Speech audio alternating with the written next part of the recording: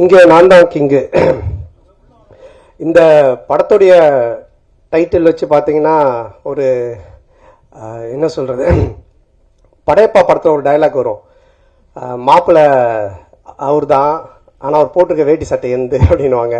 அந்த மாதிரி இங்கே நான் தான் கிங்கு, படத்துடைய ஹீரோ நான் தான், ஆனால் டைட்டில் அவருக்கு தான் கரெக்டாக இருக்கும். ஏன்னா மதுரை அன்பின் இங்கே நான் தான் கிங்குன்றது தான் கரெக்டாக இருக்கும்.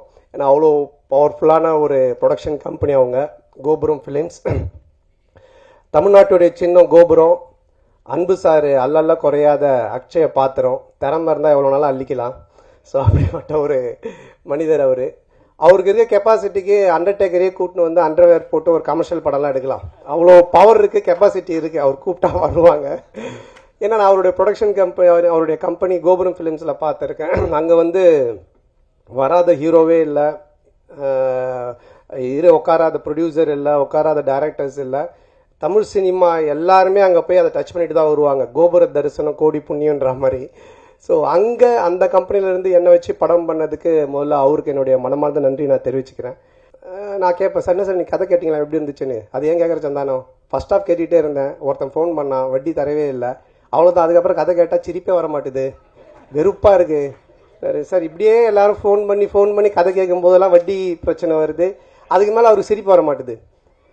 அவன் கொடுக்க மாட்டான் சந்தானம், எனக்கு ரொம்ப டென்ஷன் ஆகி போச்சு. இப்போ இவன் காமெடி சொல்லிட்டு எப்படி நான் சிரிக்கிறது அப்படின்னாரு. அப்புறம் அப்படி இப்படின்னு சொல்லிட்டு ஒரு கதையை கேட்டு அந்த கதையை பண்ணலாம் அப்படின்னாரு. நானும் கேட்டேன், ரொம்ப நல்லா இருந்துச்சு சார், சூப்பர் சார், பண்ணலாம் சார் அப்படின்னு சொன்னேன். அப்போ எனக்கு ரொம்ப நாளாக ஒரு சந்தேகம் இருந்துச்சு. இதை யார்கிட்ட கேட்கணும்னு நினச்சிட்டு இருந்தேன். சரி இவர்கிட்ட கேட்போன்னு கேட்டேன். சார், பொதுவாக கல்யாணம் ஆகி நமக்கு ஒரு பையனோ பொண்ணோ பிறந்தா அதை விட சந்தோஷம் அவங்களுக்கு ஒரு பையனோ பொண்ணோ ஒரு பேரனோ பேத்தியோ பிறந்தா நம்ம சந்தோஷப்படுறோம், அது ஏன் சார்னு கேட்டேன்.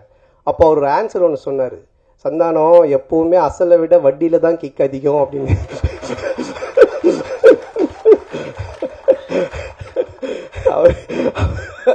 இந்த மாதிரி நிறைய போன்ல நாங்க பேசி பஞ்சஸ். அப்ப நான் நினைச்சேன், சார் இதுக்கு நீங்க தான் கரெக்டான ஆளு, உங்களை அடிச்சுக்க ஆள் கிடையாது சார் அப்படின்னு சொல்லிட்டு. செய்திகளை உடனுக்குடனும் துல்லியமாகவும் தெரிந்து கொள்ள சப்ஸ்கிரைப் பண்ணுங்க.